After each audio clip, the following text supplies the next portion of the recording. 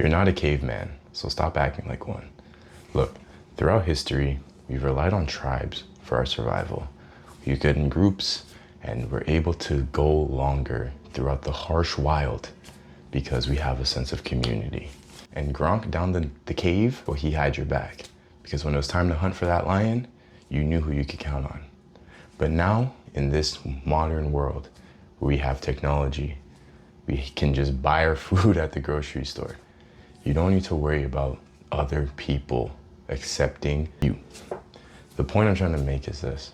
Sometimes we stop ourselves from doing things because we feel like it's gonna look weird, or because we're afraid of being judged, or we think that other people may not like us. And back then, that was a genuine threat to our safety and our survival. If you're left out in the wild and ostracized from the tribe, then you're at a real risk of losing your life. But now you don't have to worry about that. The only thing that people will do now is maybe call you a weird name or make fun of you behind your back. And the reason why I'm saying this is because when you put too much emphasis on what other people think, it'll limit your own potential. A lot of the times we look for validation from other people, and I'm gonna tell you right now, you don't really understand this until you experience it, but the people closest to you are less supportive than complete strangers. But trust me, your family and your friends, they're the ones that doubt you the most, right? And they might support you. They might say, hey, do your thing, but in the beginning, they'll have their doubts. They'll be the ones that say, oh, maybe it's risky. They'll point out all the things that could go wrong, but maybe it's out of love, maybe it's out of jealousy, whatever. I'm not saying they have negative intentions behind it, but I am saying that you can't use that as a measuring stick for whether or not you should move forward with your goals or your ambitions. And the thing is too, these are people that you will care about. You will care about their opinions. You will want to make sure that, you do right by them. That's just kind of the nature of life. So it's not a bad thing, but keep in mind, they're not the ones who have the goal in their head for you, right? This is your life. This is your reality. And I'm going to tell you right now, it's not going to be easy. Making changes and moving away from what's normal is not easy. And I want to give you an analogy here. So let's say that you want to learn how to juggle, right? So you get juggling balls, right? And you start with 2 because, you're getting used to everything. Now there's a process that happens in your brain called myelination, at doing things that you do over and over and over again. So you do it with 2, right? And then you get to the point where you can do it with 3. But here's the issue. When you add another variable, let's say I ask you to learn how to juggle and how to, ride a bicycle at the same time. Now you can learn 2 skills at once, but these are completely different requirements for different parts of not just your body, but different parts of how you operate. So if you're juggling, right, you're either gonna do one of 2 things. Juggle first and then ride the bike. Juggle first and then ride the bike, and then pick up those skills separately at a slower pace and be okay at both. Or you're gonna focus on doing them both at the same time and being terrible at both because you won't be able to keep your balance, or you won't be able to focus on what you're juggling.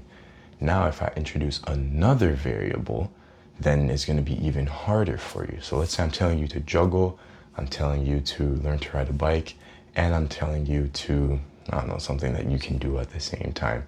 Learn a magic trick, like a card trick, shuffle a deck of cards, right? So your hands are occupied for 2 of those tasks. So now it's definitely almost impossible for you to do those 2 things at once. The point I'm trying to make is this. When you reduce the amount of noise from the task at hand, it makes it much easier for you to improve it. And what I mean is this, on top of what I just said. The noise is about things that are taking you away from your ability to improve that skill. I'm not saying that you need to remove everything completely, But the more you reduce, the easier it is to focus. You don't have to cut off all of your friends, but you have to look at the kind of conversations you're having, the kind of time you spend with them, what you guys do when you're together. And you have to weigh out what your priorities are. If you feel like, hey, maybe this conversation isn't productive, maybe this use of my time is not productive, or maybe it's holding me back, you have to be willing to go against the tribe, because they'll always be there, right? The only thing is, sometimes you have to be the one who steps away from that tribe. Some tribes aren't even advantageous to be in. And you know exactly what I'm talking about. Maybe you're in a group of friends that doesn't really have any ambition, or maybe you're in a group of friends that are just doing destructive habits that'll put you in a dangerous position. A lot of the times too, especially if you're younger or impressionable, you feel like you want to have a sense of belonging in the world. But there are such things as the wrong crowd. You don't want to be in the wrong crowd. The wrong crowd will lead you to a position in your life that will mess you up long term. And once you're in that position, they will be long gone. You know, you think that you're doing something cool, you think that you're fitting in, and you're doing things that are not legal. Then when you're in the bin, they'll write you all the messages. Yeah, bro, we're here for you, we support you, but they're not living that experience. So what I'm trying to say is this: you need to vet your attention and you need to vet your priorities. If you don't manage your time, if you don't manage your priorities, and if you don't manage the distractions or the focus and where you allocate your time, you're gonna end up in a position where a lot of time has gone by. But then when you look back, a lot of it was spent just idling or stagnating.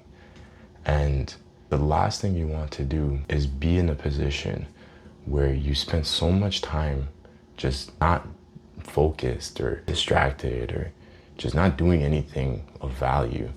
And now you're stuck because it's like, wow, all that time spent could have been put into something that moved me ahead or bettered my life. And the thing is, like, you'll never really know till you get to that point. But when you do get to that point, course correct, you know, make the change necessary to actually put yourself on a better trajectory. It's fine to make mistakes. It's fine to do things that are not peak performance level. But what I'm trying to say is this: making decisions today that can set you up in the future will be very, very valuable to your life satisfaction and your peace of mind. Don't try to force situations that are not meant for you. You know what I'm trying to say? Do what you can and don't worry too much about what the tribe thinks. Because if they're not for you, then you need to create something for yourself.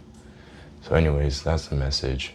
Watch this video, subscribe, and I'll catch you. Oh, actually, join the winner's circle, and I'll catch you next time.